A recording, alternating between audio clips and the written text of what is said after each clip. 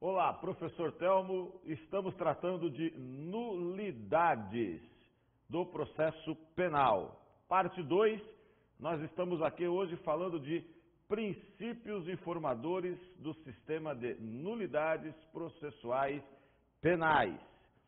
Ou seja, nós temos da instrumentalidade das formas, princípio do prejuízo, da causalidade, do interesse, da convalidação. Instrumentalidade das formas está previsto lá no artigo 566 do Código de Processo Penal. Não será declarada a nulidade de ato processual que não houver influído na apuração da verdade substancial ou na decisão da causa. Ou seja, se não houver influência e não tiver causado prejuízo, não será reconhecida, não será declarada a nulidade. Constitui seguramente a viga mestra do sistema das nulidades e decorre da ideia geral de que as formas processuais representam tão somente um instrumento para a correta aplicação do direito. A desobediência às formalidades estabelecidas pelo legislador só deve conduzir ao reconhecimento da invalidade do ato quando a própria finalidade pela qual a forma foi instituída estiver comprometida pelo vício. É o que traz aqui o inciso 2 do artigo 572. Se praticado por outra forma, o ato tiver atingido o seu fim. Por que a gente fala sobre a instrumentalidade das formas? Porque quando a gente trata de nulidade, nulidade é uma forma indireta de exercer a defesa do réu. Então, se nós não tivéssemos um princípio que reconhecesse a nulidade apenas quando causasse prejuízo, e esse reconhecimento ele tem que ser judicial, a parte, como estratégia de defesa, usaria todos os argumentos a todo momento para parar o processo, requerendo aí sim uma nulidade de algum ato determinado.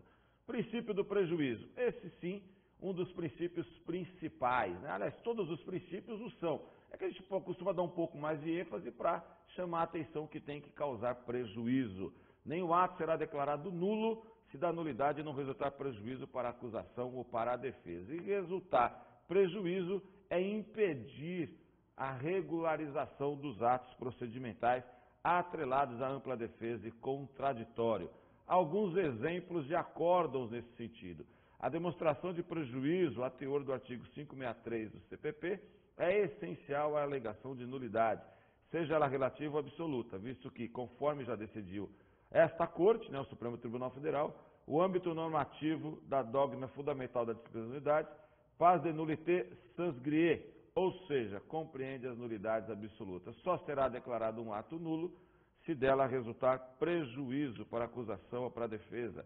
A demonstração de prejuízo é essencial à alegação de nulidade, seja ela relativa ou absoluta. Admite-se, então, quando for impossível a comprovação pelos meios ordinários de prova de ocorrência de prejuízo concreto, que a demonstração do dano ocorra por meio de emprego do raciocínio lógico, pela consideração de argumentos que evidenciem ser manifesto ou bastante provável a existência do prejuízo. Se nós pegarmos lá na citação, nós sabemos que a citação é pessoal, aí o Estado de Justiça não faz a citação pessoal. O réu comparece, mas ele comparece sem a defesa, ele apenas compareceu, não trouxe uma defesa. Ou seja, não basta nós ali querermos desconsiderar que o réu está presente, ele não trouxe a sua defesa e ele poderá ser interrogado porque ele foi citado. Isso causou prejuízo. Embora ele tenha comparecido, a gente tem que deduzir por raciocínio lógico que a forma com que houve a citação, ela foi uma citação nula de pleno direito e sim causou prejuízo ao acusado. Princípio da causalidade ou da consequencialidade, artigo 573.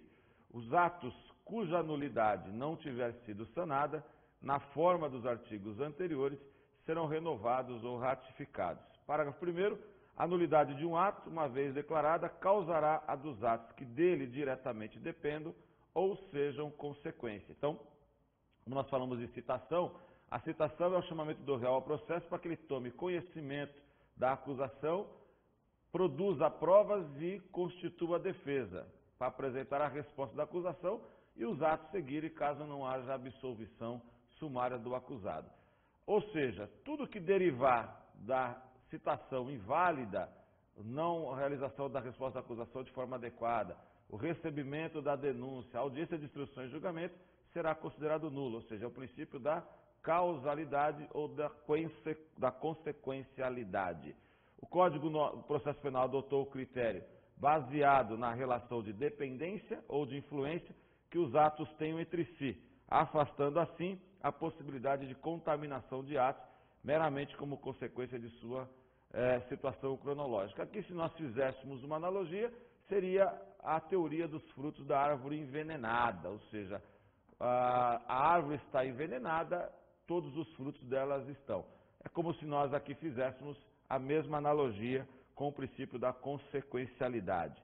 O Supremo Tribunal Federal tem entendimento de que a nulidade, quanto à dosimetria da pena, não vicia inteiramente a sentença e o acórdão das instâncias inferiores, mas diz respeito apenas ao critério adotado para a fixação da pena.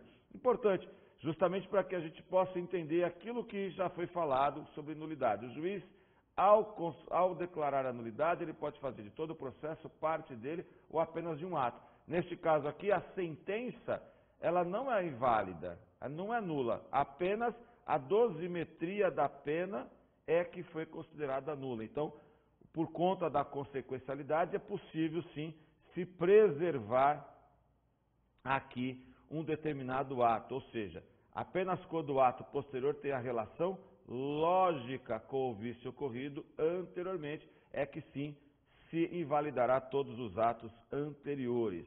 Princípio do interesse, artigo 565.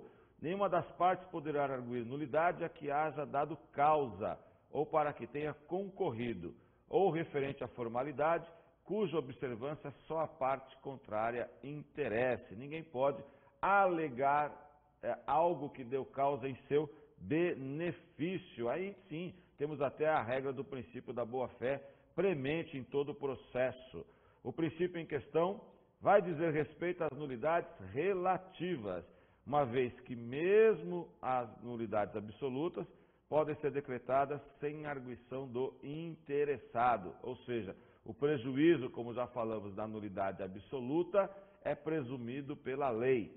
A lei não tolera o comportamento malicioso ou negligente de quem deu causa ao defeito do ato, para depois tentar beneficiar-se com a sua invalidação e, consequentemente, refazimento. Ou seja, aqui nós temos a regra do princípio da boa-fé processual.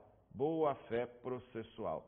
Assim, não é possível de acolhimento, por exemplo, a arguição de nulidade pela defesa da audiência realizada sem a presença do acusado, quando o próprio defensor dispensou expressamente o seu comparecimento. Princípio da convalidação ou da conservação.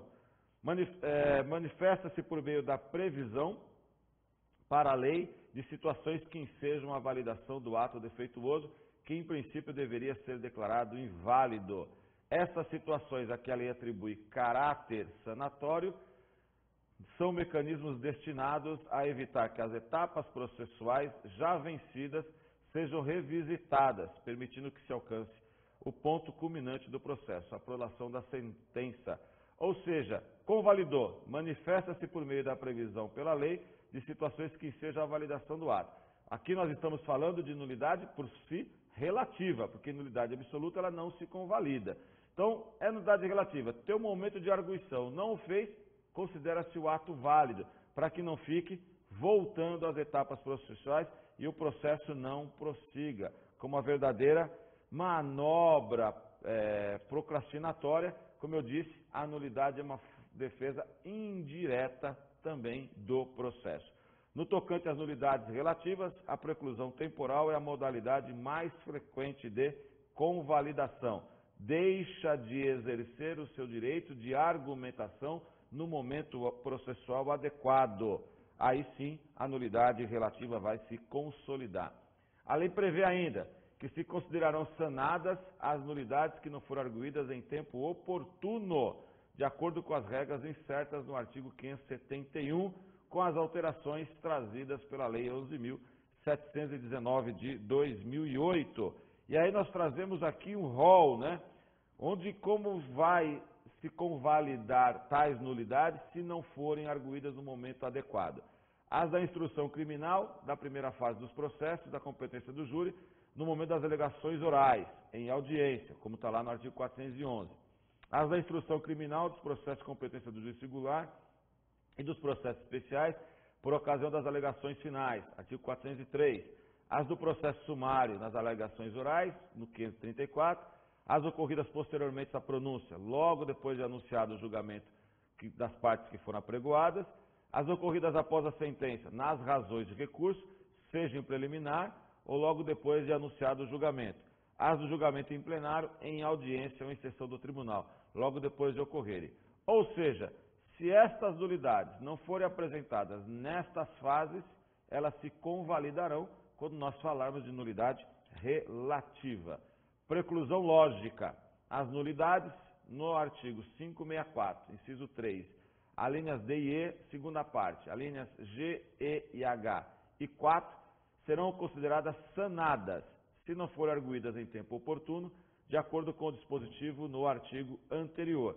Se praticado por outra forma, o ato tiver atingido seu fim, desde que seja nulidade relativa.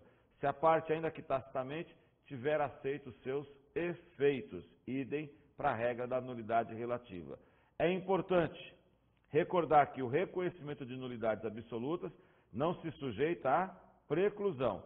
Daí porque, em relação a elas, o decurso do tempo e a prática de ato incompatível com a pretensão de validar o ato não tem efeito sancionatório, ou seja, não vai se convalidar nulidade absoluta. Ainda da preclusão lógica, por falta de fórmulas ou dos termos seguintes: a intervenção do Ministério Público em todos os termos da ação por ele intentada, como diz a segunda parte, nos termos da intentada pela parte ofendida, quando se tratar de crime de ação pública. Ou seja, se a parte não o fizer no prazo adequado, vai estar convalidada a nulidade. A citação do réu, quando presente, e os prazos concedidos à acusação e à defesa, se não fizer nos prazos que foi ali explicitado para a acusação ou para a defesa, será convalidado a não citação do réu. A intimação do réu para a sessão do julgamento pelo tribunal do júri, quando a lei não permitir o julgamento à revelia. A intimação das testemunhas arroladas no libelo e na contrariedade, nos termos estabelecidos pela lei. Lembrando que nós não temos mais, desde 2008, a regra do libelo e contrariedade do libelo. Então fica na regra daqui da linha H, derrogada pela lei que alterou todo o procedimento do júri em 2008. Por omissão de formalidade, que constitui elemento essencial do ato, ou seja, a regra geral da nulidade. Preclusão lógica, com o disposto no artigo 567, conduz-se à conclusão, claro que a contrário senso, de que os atos instrutórios podem ser convalidados pelo juiz competente por meio do instituto da ratificação, como prevê lá o artigo 108, parágrafo único, parágrafo 1º do Código de Processo Penal. A incompetência do juízo anula somente os atos decisórios, devendo o processo, quando for declarada a nulidade, ser remetido a um juízo competente. E o que diz o parágrafo 1º do artigo 108? Se ouvido o Ministério Público for aceita a declinatória, o feito será remetido ao juízo competente, onde ratificados os atos anteriores o processo prosseguirá. Nós estamos falando aqui da exceção de incompetência do juízo. E aí eu trouxe essa referência aqui da saudosa professora Ada Pellegrina Grinover. Somente nos casos de incompetência relativa é que poderia haver aproveitamento dos atos instrutórios, pois a incompetência absoluta fulminaria de nulidade todo o processo. No mesmo sentido, considerando a impossibilidade de aproveitamento, ou seja, a convalidação dos fatos praticados por juiz absolutamente incompetente. Então, Capês, Tourinho Filho e Guilherme Nutti afirmam que têm de ser necessariamente refeitos pelo tribunal, pelo juízo natural. Se trata aqui de incompetência do juízo, somente se a incompetência o juiz tiver adotado atos aqui de nulidade relativa, porque se for nulidade absoluta, os seus atos não se convalidam. Muito obrigado e até o próximo bloco.